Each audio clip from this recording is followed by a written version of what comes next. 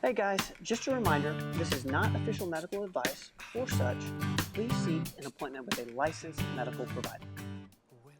Welcome back, everybody, to another episode of Explain This. I'm with the star of the show, Robin Riddle. Robin, how are you? I'm doing great. How are you? I'm doing wonderful. It's so good to see you. Thank you for doing this with me today. We've got an interesting topic. It's going to be one that I know a lot of people who are watching or listening have heard of, but might not know everything that they need to know about it. What are we talking about? What are we explaining? We are going to explain NAD. So NAD is short for nicotinamide adenine dinucleotide. Don't I make me probably pronounce butchered that. that. Sorry. That's why we call it NAD, or NAD plus is what a lot of the supplements will say on them. So NAD is this tiny molecule that the body produces, but it has such a massive impact on our health.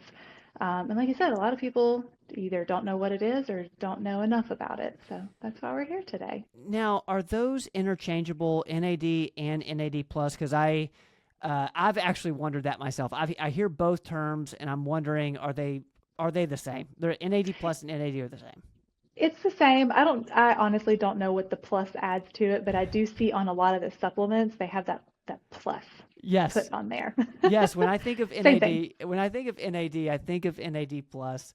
Yeah, I'm glad that's one thing we're explaining. I've already learned something, and we're 30 seconds in. there we go. That's perfect. All right. So where do you want to start with NAD plus or NAD? So what is it? Okay. In easy, simple terms, NAD is a molecule that your body uses to create energy. Okay. So it specifically is involved in turning the food that we eat into fuel for our cells. Okay. So without NAD, the cells don't have the energy to function.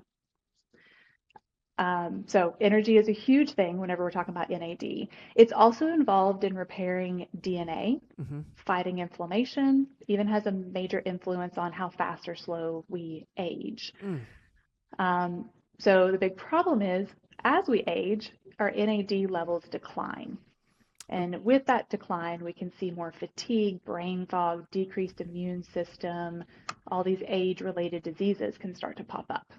So what I'm hearing there, Robin, is that we produce it already, and as we get older, like with a lot of things, we just produce less of it. Correct. Okay. Yeah. Okay. Yeah. So NAD is probably not something that a 20-year-old needs to be supplementing. Okay. But 30s, 40s up, like NAD production's already starting to decrease at that point. Super interesting. Is this like kind of? I feel like it's not mainstream, but I hear a lot about it, and people are using it for energy, I'm guessing. Yeah. Okay. I'd call it like midstream. Like it's not mainstream yet, but a lot of people have heard about it. A lot of people are attempting to supplement NAD, but maybe don't know quite the right ways to do it. Yes. And so that's where we come in. Well, there we go. Let's explain it. So first of all, I want to go into like how your body naturally produces it. Okay. So there's 3 different pathways for NAD production. Once you understand the pathways and how that production works, then we can understand how to support those pathways. Okay. So the most common way that NAD is produced in the body is through something called the salvage pathway. And basically, your body just takes NAD that's already been broken down and recycles it. So the starting material is something called nicotinamide, and it's a form of B3, but it's also the byproduct of NAD use. So the body just salvages that nicotinamide and turns it back into NAD. So this is the fastest, most efficient way for the body to make NAD because it's recycling what's already there. Okay. And this is kind of the day-to-day way that you make NAD.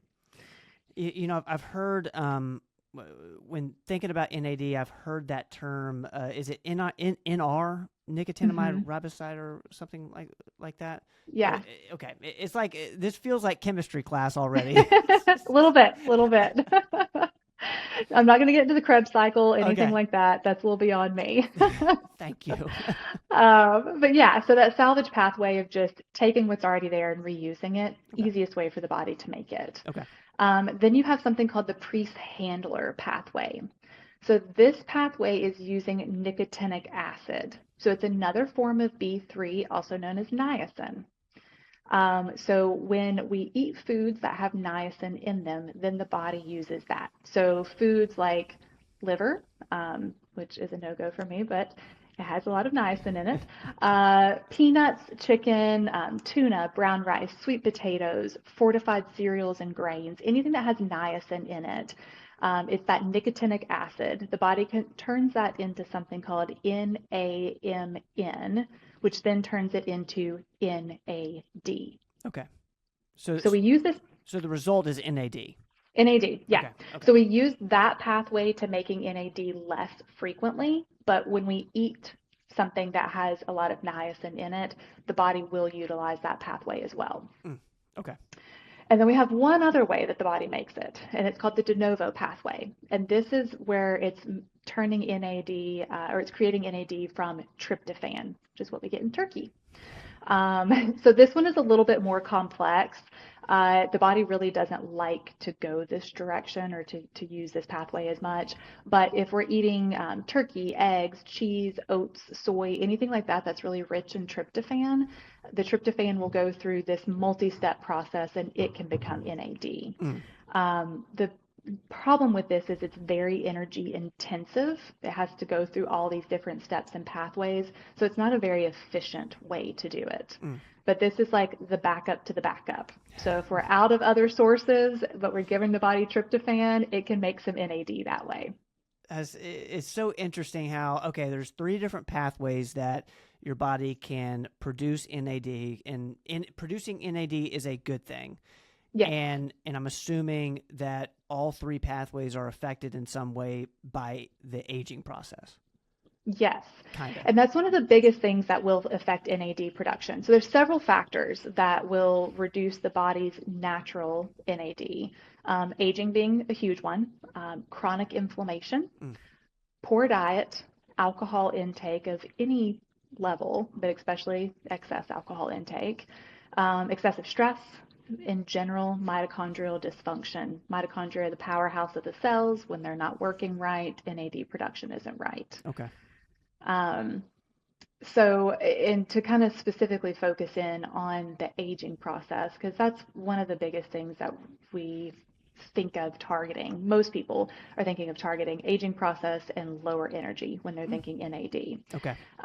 So as you age, NAD levels drop significantly. Some studies show as much as a 50% decline in NAD production by the time we reach middle age. And then, of course, the older we get, the more that it declines. A couple of different reasons that that's happening. So the enzymes that use NAD increase with age. So your body is using NAD all the time, but some of those enzymes start working in overtime as we age. So one of them is called PARPs. It's poly-ADP ribose polymerase. And these are enzymes that are responsible for repairing DNA damage. Okay. Obviously, as we age, DNA damage increases. So sun exposures, toxins, everything that we're exposed to in life, and then just normal metabolism too. So these PARPs are activated more, so they're consuming more of the NAD because they're working more. And then we start to run out of NAD. So that's like an efficiency thing. Like we're just the parts of the process aren't working as well, so you end up producing less NAD. Well, yes. So you produce less, but you're also using more of it. So these PARPs enzymes are using up a lot of that NAD because it's trying to fight the effects of aging, but then you're running out of the NAD because you're not making as much of it too. So we get stuck in this cycle. Got it. There's another enzyme called CD38. It's an immune-related enzyme, and it actually just breaks down NAD. So the more inflammation that we have in the body, the more of that CD38 I don't know if you've ever heard the term inflammaging, like Yes. inflammatory aging. Okay. Yes. So aging tends to have some chronic low-grade inflammation, which activates this CD38. And the increase in CD38 basically wastes our NAD. It breaks it down faster than we can make more. Interesting. That is So fascinating. yeah. And that's basically inflammaging. Inflammaging. Yep. And then our main way of making NAD, which was that salvage pathway that I talked about, that gets slower. So your body is supposed to recycle that nicotinamide, turn it into NAD, but with age, that enzyme pathway just starts to become less efficient. Mm. Oxidative stress, metabolic dysfunction starts to interfere with that. So again, we're losing NAD faster than what we can efficiently make it. And then overall, just mitochondrial decline. Our cells just aren't working as well as we get older. And we rely on that NAD for cellular function, but we get stuck in this vicious cycle of not having enough NAD, which then makes mitochondrial function even worse. And then the mitochondria are supposed to be helping us make the NAD. So we just get stuck in this cycle here. And I'm glad you mentioned the mitochondria because it based on what I've heard from you, from Dr. Rogers, it seems to me that mitochondria is kind of life. Like it is. It's everything. They are. It's everything. Okay. I guess I don't remember what grade. Maybe what 8th grade biology or whatever. Mitochondria are the powerhouse of the cells. There we go. So we learned that one a long time ago, and there's a lot of people going into more specific, like mitochondrial medicine, focusing more and more on the function of the cells because that's the basis of everything that our body does. And that's basically it's energy. It's it's which is when you think about like all this stuff that that we do and health in general, it's all about energy, really. Yeah. When you think about That's what it comes back to. we do all this stuff because we want more energy. Yeah. So okay. So NAD and mitochondria. Then how do we get that? Yes. Yeah. How do we do it? Yeah. So supporting NAD levels, there's a couple of different ways that we can boost these levels. So one is we can supplement with NAD precursors. So you can't take a straight NAD supplement that is just NAD. Doesn't work that way. But we can supplement with the building blocks that the body uses to make that NAD. Okay. So the most common ones are going to be the nicotinamide riboside, which is the one you were talking about, and NMN, nicotinamide mononucleotide. And this is probably a dumb question, Robin, which you're used to on the show. That's what I'm here for. When a supplement bottle says NAD on it, then based on what you just said, what's in the NAD supplement should be the precursors. Is that right? Correct. Okay. So they'll say NAD because if they said nicotinamide riboside, people are going to be like, what is that? Okay. NMN is a little bit more known. People, are talking about that one a little bit more. But even if it just says NMN on it, some people might not know what that is. Okay. So like I've got a bottle in my office of NAD plus through Life Extensions. Okay. And it's the NR is what's in it. Okay. So it's a precursor. And these typically come in capsule form. There is a newer brand on the market. I don't know a whole lot about it, but there's a newer, I think it's called Row, that's a liposomal form. So something like that's an option as well. Typical dosing with, go ahead. I hope this doesn't throw you completely off, but a lot of questions, we get questions around intravenously with NAD. Is that that's not a thing? It is a thing. It is. That's my next thing. Okay. Yes. Well, there we go. So for the supplements, which is probably the most common way that people are reading about this and looking at this, you're typically going to dose around 250 milligrams a day is what most of these start out as. Studies talk about up to 1,000 milligrams a day in supplement form. I typically recommend maybe 250 twice a day. Okay. And again, so this is just a precursor. It's giving your body the fuel and hoping that it creates it. So some people feel really great on NAD precursor supplements because their body's doing a great job with that salvage pathway and it's making a lot more NAD. Some people feel absolutely nothing from these. And can I make another dumb analogy? Yes. So this is not like, say you are, you have low testosterone is this similar to like why somebody would take zinc to boost their testosterone levels? Like it's like has an indirect impact on it versus like replacing it? Yes. Okay. Yeah. Okay. So it's giving your body the resources and fuel that it needs to do what we want it to do, but Okay. not forcing it to Got do it. that. Got it. Yeah.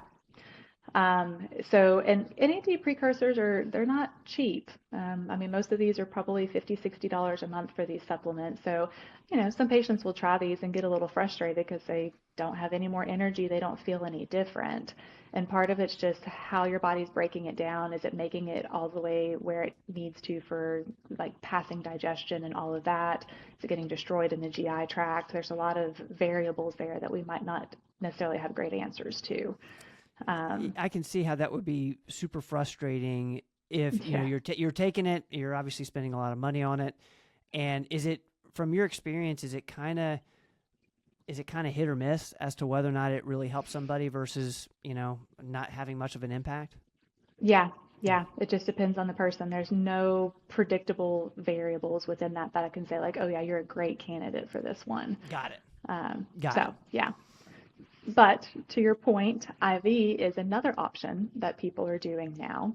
And this is a lot less variables to this because we Okay. are putting NAD directly into the bloodstream.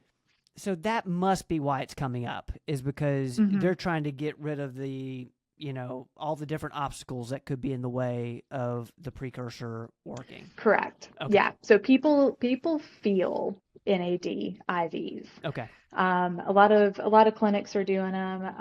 The big downside to the NAD IVs is the potential side effects. So we can get, if depending on infusion rate, like how fast you're giving it, you can get like flushing and headaches and nausea, abdominal pain, stomach cramping. It can have a lot of negatives that go along with it if it's not infused correctly. So therefore, you have to infuse it very, very slow. Mm. So to get to those higher doses, it can sometimes be a 4 to 6 hour IV infusion. How It's often? not, it depends on the treatment protocol. Some people it's once or twice a month, some people it's once a week. Wow. 4 to So 6 hours. yeah, I don't know about you, but I don't have that kind of time. No. So, so that's why NAD injections are my preferred method Okay. for helping to boost NAD levels. Okay. We get it directly into the body, so we're bypassing digestion and all of that, taking those variables away, and it's done in a very short amount of time. You just come in, get a shot. This can even be self-injected, self-dosed at home for most patients. So with this, there's all kinds of different dosing protocols out there, and it really does depend on the patient. But most standards are going to be anywhere from 15 milligrams 1 to 3 times weekly, all the way up to about 100 milligrams 1 to 3 times weekly. And this would have, because it's it's going directly into the bloodstream. Well, I guess maybe not directly into the bloodstream, but more into the tissue. Less to go through than the supplements. Yeah. Are you seeing good results with that? Not for most people, it's working. Yes, yeah. So you still can get some side effects with the NAD injections. Learned this the hard way personally. If you think that you can just tolerate whatever dose and you do a big dose and you push it really fast, you're going to feel it. So definitely can get some flushing, feeling a little almost anxious with it. So, don't be the guinea pig. I've done that already. We start low with this. There's a reason for it. Start low, work up slow. Okay. And so usually I'm going to tell people, again, depending on the person and like how susceptible they are to things, starting doses are usually as low as 15 milligrams or as high as 50 milligrams for your starting dose. And then we just work up from there based on how you're tolerating it and what side effects you're feeling with it. So we still can get a little bit of that flushing feeling, a little anxious feeling, even a little bit of nausea with it, much milder than what the IVs can do, and it goes away much faster. It's like 10 or 15 minutes, and that effect is usually gone. Now, is this a compound? Is this, what is in the shot form? Is that from a compounding pharmacy? Compounding pharmacy, yep. Okay. Yep. So here in the Knoxville office, we're right next to Hillstone, formerly Heartland Apothecary. They are compounding this for us. And so personally, I just do this, I order this for patients for a at-home injection. Okay. Okay. Just So subcutaneous? Oh, subcutaneous, super easy. The medication stays refrigerated. You just, again, pull it out 1 to 3 times weekly and do your shot. It's super easy. super interesting. Is there a way, and you've probably touched on this, is there a way to tell from labs or anything like that, or is it all just how am I feeling? I go more based on feeling. There are some labs that you can look at that are more in depth into mitochondrial function, but it's not your standard labs that we can do like through Quest or something like that. Okay. So less likely to do any kind of specific lab monitoring for this, more likely to base it on patient response. Okay. Sorry, I know it's another dumb question, but is the injection, is it NR and NMN? Is it a It combo? is NAD. Okay, so the IV, so the shots is NAD, and the IV is. Mhm. Got it. Okay, I'm with you. We're going straight to NAD. We're No getting it in precursors. there. Yep. Yeah. So, and then, okay, so we were talking about how do we monitor side effects or if we're getting what we want out of it. So I like to tell patients what we're looking for, what benefits are we going for out of this. Okay. So biggest potential benefit that everyone is typically looking for, like we said, is more energy. Okay. Less fatigue, feeling better, feeling more energetic.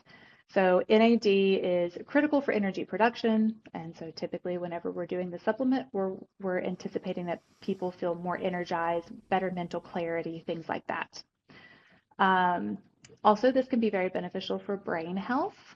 So there are some studies suggesting that boosting NAD levels can protect neurons and help improve cognitive function. So it's being explored for neurodegenerative diseases.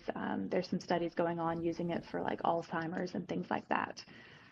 So we're still just on the forefront of that, really, really still looking into the studies, but really promising benefits there. And it's officially midstream. It's midstream. We're not mainstream yet, but we're midstream. Not mainstream, but not Yeah. not completely left field. No. We're right in the midstream Yeah. right now.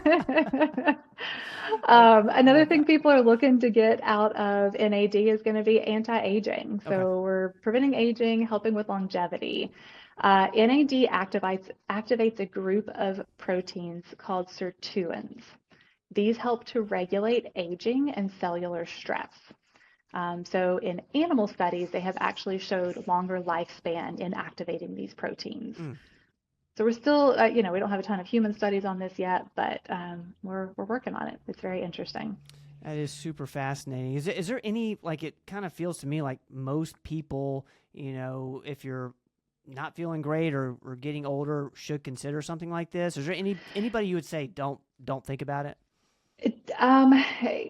Not many. Okay. So pregnant and breastfeeding, people with liver or kidney issues, there's certain medications, they're not many, but there's Okay. certain medications that we look at. So, I mean, it's definitely something you need to talk to your doctor about, speak with a provider before you start something like this. But most patients will see some level of benefit. What's your level of like enthusiasm about something like this? Because it seems to me, I mean, in shot form, just like I was super pumped with shot form of vitamin D, and Yeah. like this seems like We got all, yeah. even cooler. Like, are you super excited Yeah. about this? I really am. And I always like to look at how things branch into the fertility world as Yeah. well with my fertility certification. And this is actually a big one that's showing promising results in the fertility world too. Interesting. Okay. So when we're talking about NAD for fertility, specifically looking at the female side of things. So as females age, egg quality declines. That decline is really closely linked to mitochondrial dysfunction and oxidative stress. So that's where the NAD comes in. Mitochondrial health in the eggs or the oocytes have a high demand for energy, and NAD helps to improve energy in the body. So the eggs get their energy from the mitochondria. The NAD is essential for mitochondrial function. So as NAD levels drop with aging, the energy supply to the eggs drop. Interesting. So this will affect like the ability for eggs to mature. It affects the chromosomal integrity. It even affects embryo development after fertilization. That So is interesting. so in animal studies, they are showing that restoring your NAD levels, and most of the studies have been done with the precursor NMN, but it shows that restoring those NAD levels can improve egg quality, increases ovulation rates, and boosts the chances of successful pregnancy. That's huge. Yeah, Like that yeah. is a really big deal.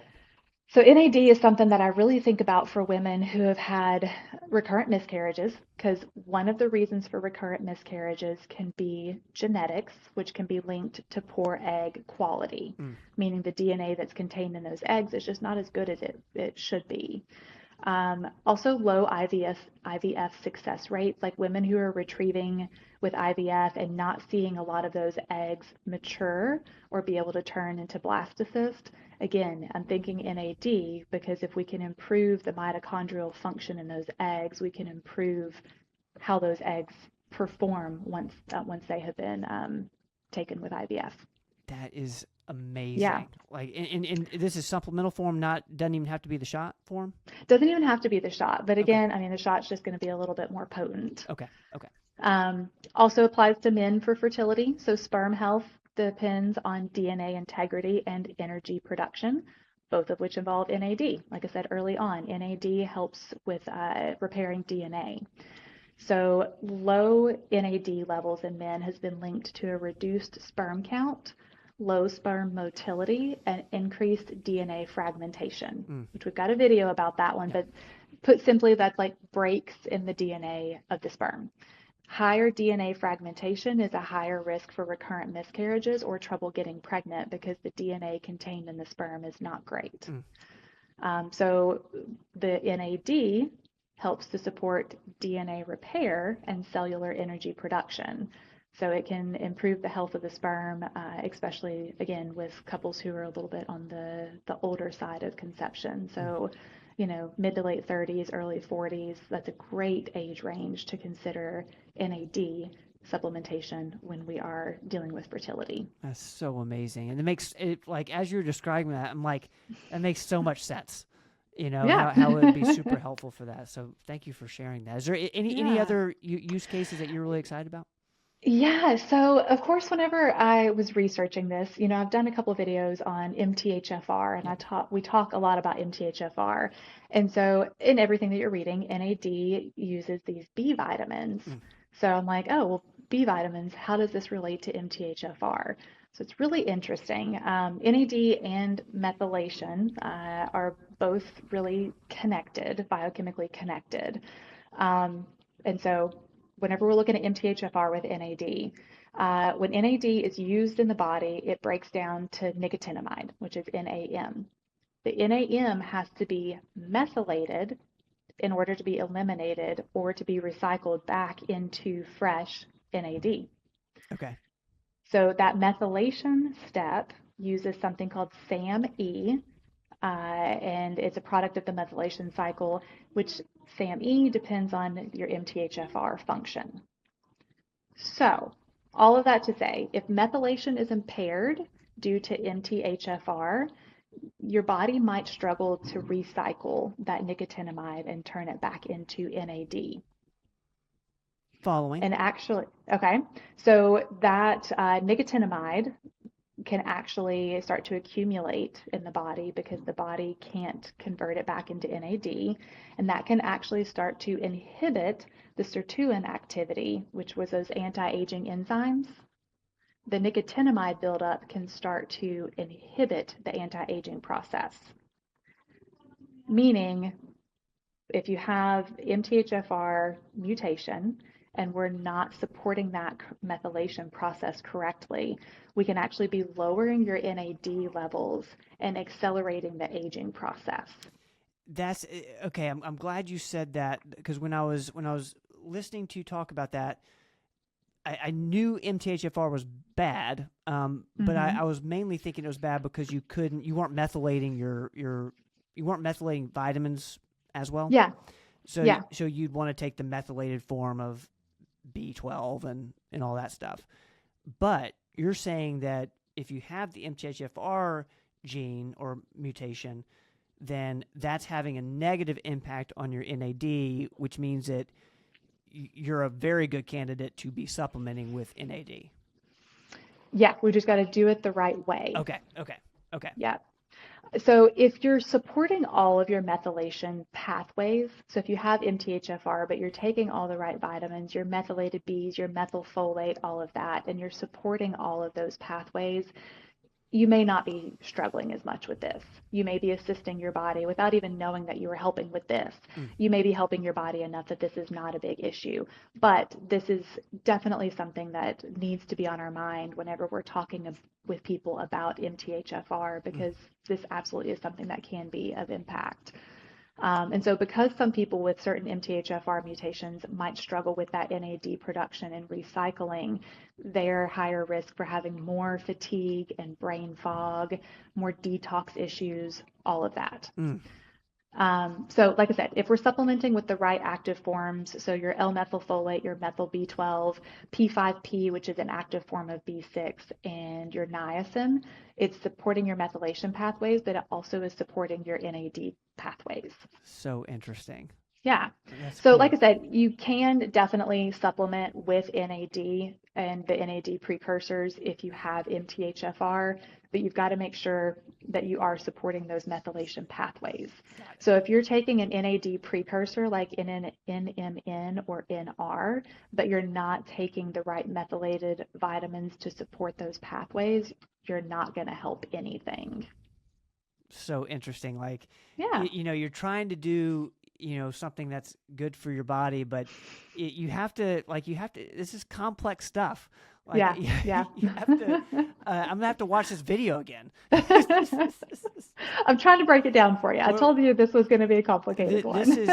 This is amazing, Robin. I'm really glad we're talking about it because, one, like I said, it's coming up a lot. I know a lot of the people watching or listening today, have heard about it and just didn't understand all of these nuances. Is there anything you want to add before we call it a podcast? I think just, again, rehashing, talk to a provider about this before you start on this. There are potential side effects with anything. Yeah. So make sure that you are talking to someone, make sure that you're taking it correctly. Even the oral supplements, they're typically well tolerated, but like we just discussed, there can be nuances that you need to know about. There can be side effects, may need to watch liver function for some patients. Not everybody's a perfect candidate for this. So listen to this, come in with your questions, talk to your provider about it, and see if NAD is a right fit to help you. Robin Riddle, you've explained NAD and NAD+. All the things. Thank you so much for this today. Absolutely. Guys, thank y'all for being with us this week. As always, we will see y'all next time. Don't go away.